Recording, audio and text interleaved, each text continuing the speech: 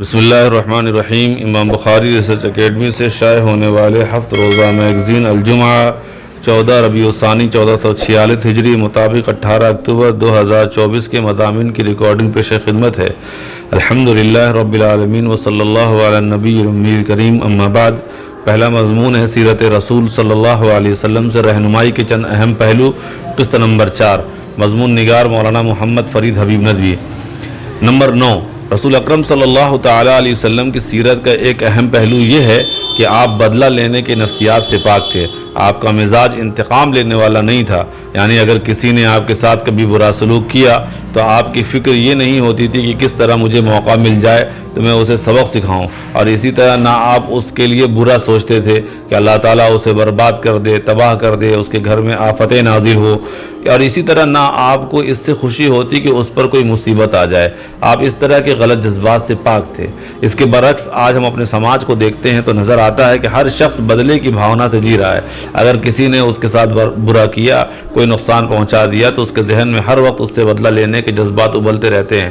وہ اس کے لیے بد دعائیں کرتا ہے، اس کی مصیبت پر خوش ہوتا ہے، اور اس طاق میں رہتا ہے کہ کب اس سے اپنے دشمن سے انتقام لینے کا موقع ملے گا اور کب وہ اپنے بدلے کی آگ بجھائے گا۔ نبی کریم صلی اللہ علیہ وسلم کی سیرت ہمیں سبق دیتی ہے کہ انتقام کے جذبات سے اوپر اٹھ کر زندگی گزارو۔ نمبر 10، آپ صلی اللہ تعالیٰ علیہ وسلم کی سیرت کا ایک خوبصورت پہلو یہ بھی ہے کہ جب بھی آپ کو اپنے دشمن پر قابو حاصل ہوتا، آپ نے انہیں معاف کر دیا۔ دوسروں کو معاف کر دینا آپ صلی اللہ علیہ وسلم کی زندگی کا نمایاں وصف ہے۔ شاید ایک بھی مثال ایسی پیش نہیں کی جا سکتی جس میں آپ صلی اللہ علیہ وسلم نے اپنے مخالفوں سے بدلہ لیا ہو، ان کو معاف نہ کیا ہو۔ اس بات میں اور نمبر 9 میں جو بات کہی گئی ہے، دونوں میں ایک فرق ہے۔ اوپر جو بات ذکر کہی گئی اس کا مطلب یہ ہے کہ بسا اوقات انسان کو اپنے دشمن سے بدلہ لینے کا موقع ہی نہیں مل پاتا، لیکن وہ انتقام کی آگ میں جھلستا رہتا ہے، جبکہ یہاں یہ بات کہی جا رہی ہے کہ انسان کو بدلہ لینے کا موقع ملا پھر بھی وہ بدلہ نہ لے بلکہ معاف کر دے۔ نبی کریم صلی اللہ علیہ وسلم دونوں پہلوؤں کے اعتبار سے رہنمائی فراہم کرتے ہیں۔ نہ تو آپ انتقام کے جذبات رکھتے تھے اور نہ ہی موقع ملنے پر انتقام لیتے تھے، بلکہ جب بھی آپ کو موقع ملا آپ نے معاف کر دیا۔ اما عائشہ رضی اللہ تعالیٰ عنہا گواہی دیتی ہیں کہ آپ صلی اللہ علیہ وسلم نے کبھی بھی اپنے لیے انتقام نہیں لیا۔ آپ صلی اللہ علیہ وسلم اپنے دشمنوں کو معاف کر دینے کے بہت سے واقعات ملتے، جیسے ایک بار آپ صلی اللہ علیہ وسلم آرام فرما رہے تھے کہ اچانک ایک بدماش نے آپ کے اوپر تلوار کھینچ لی اور کہا کہ اب بتائیے کہ آپ کو مجھ سے کون بچائے گا۔ آپ صلی اللہ علیہ وسلم نے فرمایا کہ اللہ، اتنا سننا تھا کہ تلوار اس کے ہاتھ سے گر گئی۔ آپ صلی اللہ علیہ وسلم نے تلوار اٹھائی اور اب وہ پوری طرح سے آپ صلی اللہ علیہ وسلم کے قبضے میں تھا۔ اگر آپ چاہتے تو فوراً اس کا سر تن سے جدا کر دیتے۔ آپ نے تلوار اس کی طرف سے نکالتے ہوئے پوچھا، اب تجھے کون بچائے گا؟ اس نے کہا کہ آپ بہت اچھے انسان ہیں، مجھے آپ سے اچھائی کی امید ہے۔ آپ صلی اللہ علیہ وسلم نے اسے معاف کر دیا اور جانے دیا۔ اسی طرح فتح مکہ کے موقع پر آپ کے دشمن آپ کے سامنے بے بس تھے، وہ سب جو تھے جنہوں نے آپ صلی اللہ علیہ وسلم کو مسلسل پریشان کیا ہے۔ آپ چاہتے سب کو قتل کروا دیتے، مگر آپ نے سب کو معاف کر دیا۔ اس طرح کی بے شمار مثالیں ہیں۔ یہ واقعات ہماری رہنمائی کرتی ہیں کہ اگر کسی نے ہمارے ساتھ برا کیا، پھر ہمیں اس سے بدلہ لینے کا پورا موقع ملے، تب بھی اس سے بدلہ نہ لیں، بلکہ رسول اکرم صلی اللہ علیہ وسلم کی سنت پر عمل کرتے ہوئے اسے معاف کر دیں۔ معاف کر دینا انسان کی عظمت کی پہچان ہے۔ دوسرا مضمون سلسلہ درس حدیث قسط نمبر 37، مومن نیکی سے خوش اور گناہ سے غمگین ہوتا ہے۔ مضمون نگار ابو طلحہ بنارسی ندوی۔ نبی کریم صلی اللہ علیہ وسلم کی ایک حدیث ہے جس میں آپ صلی اللہ علیہ وسلم نے فرمایا، مومن وہ ہے جسے اس کی نیکی خوش کرے اور اس کی برائی اسے غمگین کر دے۔ ترمذی 2156۔ اسلامی تعلیمات کے مطابق کسی بھی مومن کی زندگی کا سب سے اہم پہلو محاسبہ نفس یعنی خود احتسابی ہے۔ یہ عمل ایک مومن کی روحانی ترقی اور اخلاقی اصلاح کا بہت اہم ذریعہ ہے۔ یہ حدیث مومن کی اصل پہچان بیان کرتی ہے اور انسان کی زندگی کے ہر پہلو پر گہرا اثر ڈالتی ہے۔ اس حدیث کے مطابق مومن وہ شخص ہے جو اپنے اچھے اعمال پر خوشی محسوس کرتا ہے اور اپنے برے اعمال پر افسوس و ندامت کا اظہار کرتا ہے۔ اسی کی بنیاد پر ایک مومن اپنی دینی اور دنیاوی زندگی کو سنوارتا ہے۔ نیکی پر خوشی حدیث کے جو پہلا حصہ ہے اس میں نبی کریم صلی اللہ علیہ وسلم نے نیکی پر خوش ہونے کی نشانی کو مومن کی صفت قرار دیا ہے۔ جب ایک مومن نیک عمل کرتا ہے، جیسے نماز پڑھتا ہے، صدقہ دیتا ہے، کسی کی مدد کرتا ہے، تو اس کے دل میں اللہ کی خوشنودی کا احساس پیدا ہوتا ہے۔ یہ خوشی دراصل اللہ کی طرف سے دی گئی توفیق کی علامت ہوتی ہے کہ بندے کو کچھ اچھے کام کرنے کی توفیق مل گئی۔ نیکی پر خوش ہونا اس بات کی علامت ہے کہ انسان کا دل اپنے رب کو راضی کرنے کی چاہت میں بے قرار ہے۔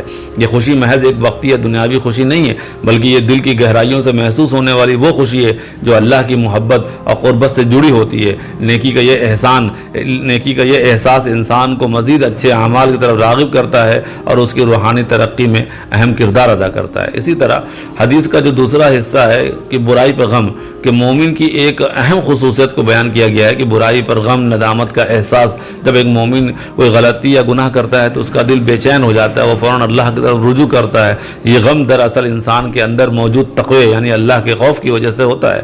مومن کے دل میں یہ فکر ہمیشہ رہتی ہے کہیں اس کے کسی عمل سے اللہ ناراض نہ ہو جائے، یا یہ احساسات اس کے دل میں ندامت اور گناہ سے بچنے کا شعور پیدا کرتے ہیں۔ مومن کا ضمیر گناہ کے فوراً بعد ملامت کرتا ہے، اس کا دل اللہ سے معافی مانگنے کو مچلنے لگتا ہے۔ یہی وہ غم ہے جو انسان کی اصلاح کا ذریعہ بنتا ہے اور گناہوں سے بچنے کی کوشش میں اس کی مدد کرتا ہے۔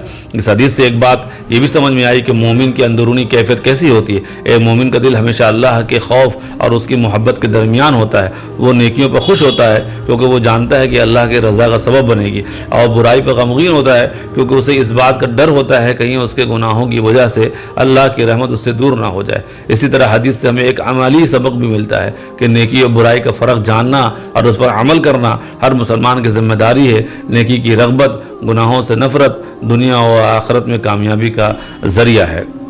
تیسرا مضمون ہے اصلاحیات، اپنا جائزہ اور محاسبہ کرتے رہیں۔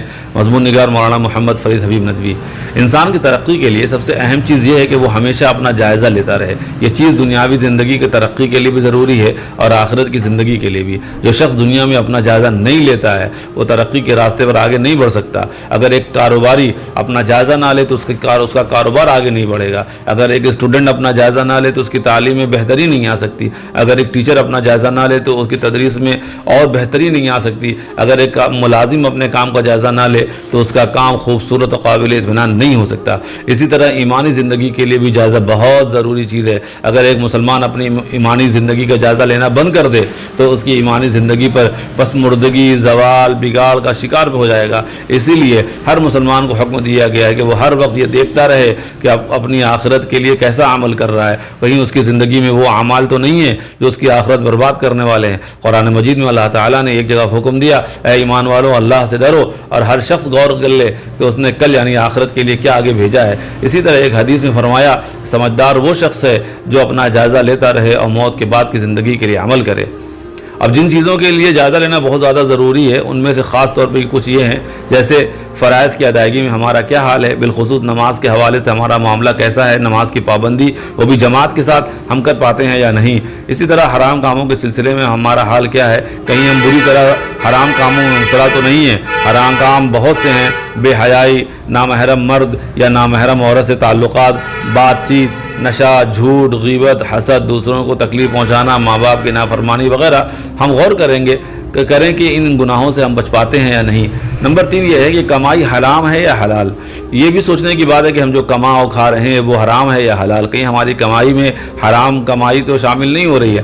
حرام کمائی کے بہت سے طریقے ہو سکتے ہیں، مال کا کوئی بھی حصہ ان طریقے سے تو نہیں کمایا گیا ہے۔ اسی طرح عبادتوں کا کیا حال ہے، فرائض کے علاوہ جو دیگر عبادتیں ہیں ان میں ہمارا کیا حال ہے، مثلا قرآن کی تلاوت، نفل نمازیں، درود شریف، استغفار، دعا، نفلی صدقات و خیرات، ان کاموں میں ہمارے شوق کا کیا عالم ہے۔ اسی طرح ہمارے ذمے جو کام سپرد کیا گیا ہے اسے ٹھیک سے پورا کر رہے ہیں یا نہیں۔ ہمارے اخلاق و کردار کا معیار کیا ہے، ہماری زبان یا ہاتھ سے کسی دوسرے کو تکلیف تو نہیں پہنچتی، ہمارے دل میں دوسروں کے لیے برے خیالات تو نہیں آتے۔ غرض یہ کہ اس طرح کی تمام چیزوں میں ہم اپنا جائزہ لیں۔ اگر کہیں کوتاہی ہو رہی ہو تو اللہ سے توبہ کریں، اس کمی کو دور کرنے کی کوشش کریں۔ یہ بات ہمیشہ ذہن میں رکھیں کہ ایک دن مر جانا ہے، خدا کے حضور ان سوالوں کا جواب دینا ہے۔ اسی لیے کہا جاتا ہے کہ اس سے پہلے کہ تم سے حساب لیا جائے تم خود اپنا حساب لیتے رہو، یعنی اپنا حساب لے کر اپنے گناہوں کی معافی اور کمیوں کی تلافی کرتے رہو۔ اللہ تعالی ہم سب کو اپنا جائزہ لینے اور اپنے غلطیوں کی اصلاح کی توفیق عطا فرمائے، آمین۔